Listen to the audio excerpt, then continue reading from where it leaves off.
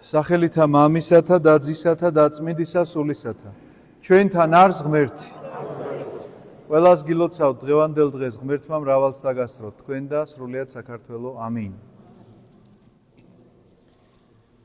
დღევანდელ დღეს დანუდაძმანო წაკითხული იქნა სახარება, სადაც ჩვენ მოვისმინეთ მაცხოვრის მიერ გამოთქმული შეგონება. ეს შეგონება აი იმ ქადაგების ნაწილია, რომელსაც ჩვენ ესე უწოდებთ ქადაგება მთაზე. მათეს სახარების მეხუთე თავი ესე იწყება, რომ დაჯდა ქრისტე მაცხოვარი მთაზე, საზოგადოება მის ირგვლივ იყო შეკრებილი, პირველ რიგში მოციქულები და მერე სხვა ხალხი მსმენელები და იწყებს ის ქადაგებას. მთელი მეხუთე, მეექვსე და მეშვიდე თავი მიძღვნილია აი ამ ერთ მაცხოვრის ქადაგებას, მაცხოვრის შეგონებას. ნუ პირველ სიტყვას, რასაც ამბობს, ნეტარიყვნენ გლახაკნის სულითა, რამე თუ მათი არ სასუფეველი ცათა, მერე აი ამ ჩვენ ნეტარების მუხლებს რომ ვეძახით და მერე აი იქამდეც მიხვალთ თუ გადაავლებთ თვალს აი მთელ აი ამ ქადაგებას, მიხვალთ აუცილებლად იმ საკითხავამდე, რომელიც დღევანდელ დღეს წავიკითხეთ ჩვენ. მე მინდა გითხრათ, რომ ჩვენ წირვაზე, როდესაც ვიკრიბებით, რაღაცა გარკვეული სათხოვრისთვის ვიკრიბებით, ხომ მართალია? რაღაცა გარკვეული თხოვნა გაქვს ღმერთთან. ნუ პირველეს ყოვლისა გადარჩენა უნდა გინდოდეს ადამიანს და ამაზე დიდი სათხოვარი რა შეიძლება იყოს, როდესაც გადარჩენა გწყურია ნამდვილად. მაგრამ ამ გადარჩენის გარდა არის კიდევ რაღაცა სათხოვარი, რომელზედაც ღმერთი ყოველთვის გპასუხობს და გპასუხობს სახარების საშუალებით. და აი დღევანდელი სახარება პასუხი არის სწორედ აი ამ კითხვებზე, რომელი კითხვითაც, რომელი სათხოვრითაც ჩვენ შეიძლება ვიყოთ მოსული ამა თუ იმ წირვის მსახურებაზე. და რას ნიშნავს ეს, მიცით, აი მე მიფიქრია და დღევანდელ დღესაც ამ სახარებას რა ვკითხულობდი, შეიძლება მაშინაც კი გამიელვა რაღაცა მომენტში თავში, მაგრამ ძალიან ხშირად წავწყდომი ვარ განსაკუთრებით აი სოციალურ ქსელებში, როდესაც რაღაცა სასულიერო თემატიკაზე ვკითხულობ, ამ სასულიერო თემატიკას ყოველთვის ახლავს რაღაცა გარკვეული კომენტარები. და ადამიანები წერენ, ეს უნდა წაუკითხო ახლა ჩვენს მთავრობას, ეს უნდა წაუკითხო ახლა ვიღაცა მდიდარ ადამიანს, ეს უნდა წაუკითხო ახლა ვიღაცას აი ესე რომ მოიქცა, არასდროს არ მინახავს, რომ ეს რა კარგი პასუხი იყო ჩემთვის. აი როგორი პასუხი გამცა ღმერთმა, იცით, ეს არის შენიღბული ადამიანის მოქმედება, ოღონდ გაუცნობიერებლად აკეთებს ამას. მისი სინდისი რაღაცნაირად ფარს აიფარებს, რომ ეს სახარება თითქოს მას კი არ ეხება, მაგრამ ვიღაცა მდიდარს უნდა წაუკითხოს, ან მთავრობას უნდა წაუკითხოს, ან ვიღაცას უნდა წაუკითხოს, ვინც არ იქცევა ამ სახარების შესაბამისად. და შენ რა უნდა წაიკითხო ამ სახარებიდან? ამაზე თუ გიფიქრია ადამიანო, რომელიც მსგავსად განიცდი სახარებისეულ პასუხებს და ყოველთვის ვიღაცისკენ გადაამესამართებ მას. აი რა პასუხი არის დღევანდელი სახარებისა. ჩვენს თხოვნაზე მოვედით წირვაზე და რაღაცას ვითხოვთ და პასუხი მოგვეცა პირდაპირ, რომ ნუ ზრუნავთ იმისთვის რა ჭამოთ და რა სვათ, ნუ ზრუნავთ იმისთვის რა შეიმოსოთ. ამას მხოლოდ წარმართები ეძიებენ. ახლა მე ვსვავ, ძალიან მგონია რომ პატიოსანი კითხვა, რას ნიშნავს ნუ ზრუნავ, რა ვჭამო და რა ვსვა?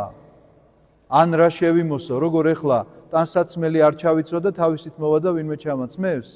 ან საჭმელი და სასმელი ჩემს ოჯახს არ მომარაგო, არ მივაწოდო და მათ ვიღაცა აჭმევს და ვიღაცა გამოკვებავს?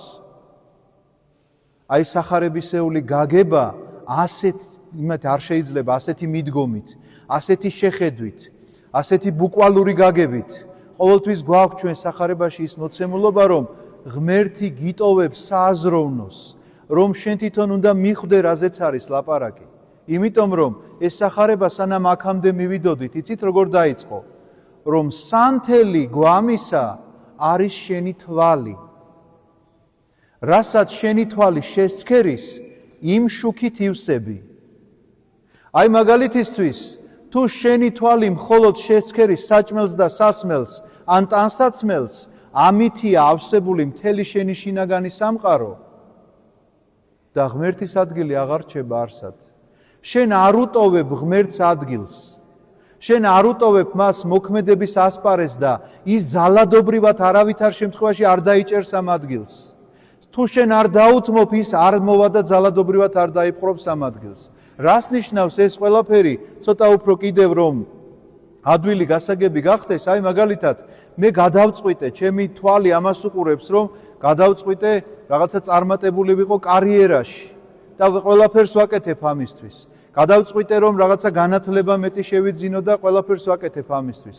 ბიზნესში წარმატებული ვიყო, ან რა ვიცი, ექიმი ვარ და მაგარი ექიმი გავხდე თუ რა მნიშვნელობა აქვს რაშიც? ერთ რამეზე ყოველთვის უნდა ფიქრობდეს ადამიანი, რომელიც ამას შესცქერის. რაც ჩამოვთვალე აქედან ცუდი რომელი იყო? ბიზნესმენობა, ცუდი და აკრძალული, ექიმობა, მასწავლებლობა თუ რაიმე კარიერული წინსვლა შენ ცხოვრებაში. არც ერთი არ არის ცუდი, არც ერთი არ არის აკრძალული სახარების მიერ, მაგრამ იქვე უნდა დაუსვა შენს თავს კითხვა, რომ მე რომ მივისწრაფვი ახლა ამ ყველაფრისკენ, ნებისმიერი ჩამოთვლილისკენ და ჩემს თვალში მხოლოდ ამას ვხედავ და მთელი ჩემი შინაგანი სამყარო მხოლოდ ამით არის ავსებული, ახლა კითხვა უნდა დაუსვა, რომ ეს მიზანი მე ხომ არ მაშორებს ქრისტეს. ეს მიზანი ხანდახან ისეთი შინაგანი ცეცხლია, ისეთი შინაგანი ცეცხლით არის ანთებული, რომ კარგად უნდა დაფიქრდე, რომ ეს შინაგანი ანთებული ცეცხლი ახლა მე მომცემს თუ არა იმის საშუალებას, რომ ქრისტეს მცნებები დავიცვა. ეს ცეცხლი, რომელიც მწვავს მიზნის მისაღწევად, მომცემს თუ არა მე იმის საშუალებას, რომ ქრისტეს ადგილი იყოს ჩემს ცხოვრებაში და ყველაფერზე მე არ ვამბობდე, რომ ახლა ამას მე გავაკეთებ, ამას მე გავაკეთებ და გეტყვით ფორმულირებას, რომ რაზეც ფიქრობ, რომ მხოლოდ შენი გასაკეთებელია, მასზე ღმერთი აღარ იზრუნებს. იმიტომ რომ უკვე გითხარით, ადგილი არ დაუტოვე მას სამოქმედო. და თუ შენ ფიქრობ, რომ რაღაცას შენით მიაღწევ, ღმერთი იქ არ იმოქმედებს ძალადობრივად. კი ბატონო, ასე გინდა, რომ მარტო მიმოქმედო? მაშინ მარტო მიმოქმედე და ვნახავთ, რასაც მიაღწევ. მაგრამ თუ კი ამ ყველაფერს, ამ ფიქრს აიცილებ თავიდან და ასე იტყვი, რომ რასაც ვაკეთებ, ყველაფერს იმისთვის ვაკეთებ, თუნდაც ჩაცმა იყოს, თუნდაც საჭმლის მომარაგება იყოს, რომ ეს ჩემი სხეული მე უნდა გადავარჩინო. თუ არ ვაჭამე, აუცილებლად მოკვდება. თუ არ ჩავაცვი, არ შეიძლება სხვანაირად, მაგრამ რისთვის მჭირდება ეს სხეული? იმისთვის, რომ სულიწმინდის ჭურჭელია. და თუ აი ეს ფიქრი მაქვს და ამისთვის ვზრუნავ მე ჩემს სხეულზე, რომ ჩავაცვა და რომ ვაჭამო, მაშინ ეს ფიქრი სწორედ ის ფიქრია, რომელზედაც დღევანდელი სახარება გპასუხობს, რომ ეძიებდით პირველად სასუფეველსა ცათასა და სხვა ყველაფერი შეგეძინებათ თქვენ. თუ კი სულიწმინდის მოხვეჭის მადლის გამო აკეთებ ამ ყველაფერს, რა თქმა უნდა სხვა ყველაფერი შეგეძინება, მაგრამ თუ პირიქითაა, რომ მიზანი სხვა რამე იქცა, ან ჭამასმა გაუთავებელი, ან მხოლოდ რაღაცა იმაზე ფიქრი, რა ჩავიცვა და როგორ გამოვიყურებოდე, ან კარიერული წინსვლა, ან ნებისმიერი ამ ქვეყნიური რამ. სადღა არის მაშინ ჩვენს ცხოვრებაში ქრისტეს ადგილი? ვერც იქნება ვერასოდეს. ამიტომაც, როდესაც ადამიანები ხშირად ამბობენ ხოლმე, აი, რამდენიმე თვის წინ საავადმყოფოში ხო ვიცექი და მაშინ მოდიონ მეუბნებოდნენ, თავარი მამაო არის ჯანმრთელობა. ნუ მე დავის თავი არ მქონდა, ცუდად ვიყავი და უქნევდი თავს, რომ ალბათ კი, მაგრამ იცოდეთ, რომ თავარი ჯანმრთელობა არ არის.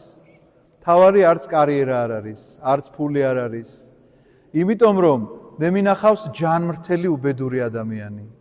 ფულიანი უბედური ადამიანი მინახავს, რომელიც ისეთ მარტოობას განიცდის, ისეთი სულიერი სიცარიელი აქვს, რომ აღარ იცის რა გააკეთოს და სასოწარკვეთილებამდეა მისული. მაგრამ არანაირად არ ნიშნავს იმას, რომ ღმერთთან ყოფობა სიღარიბეა, რომ აუცილებლად თუ ღარიბი ვიქნები, მშიერი და ტიტველი, მაშინ იქნება ჩემთან ღმერთი. არც ასე არ უნდა შეხედოთ ამ ამბავს. ჩემ მიზნად თუ კი მე ღმერთთან ყოფობას დავისახავ, სხვა ყველაფერს, როგორც ითქვა დღევანდელ სახარებაში, მომცემს მე ღმერთი და უპირველეს ყოვლისა მომცემს ბედნიერების განცდას, დაკმაყოფილებას იმით, რაც მაქვს და ამის შესადარებლად ამბობს, რომ შეხედეთო ცისფრინველებსო, არც მკიან, არც თოხნიან, არაფერს არ აკეთებენ, მაგრამ მამა ზეციერი მათ ხომ აჭმევს და ფრინველებზე უკეთესები არ ხართო? შეხედეთო ყვავილს, შროშანის ყვავილს, რომელიც დღეს ასე ლამაზად გამოიყურება და ხვალ თივად გადაიქცევა და თონეში უნდა ჩაყარონ ცეცხლის დასანთებად. რა სილამაზით შემოსა ღმერთმაო და ნუ თუ შენ ადამიანო ამ თივაზე უკეთესი არ ახარ.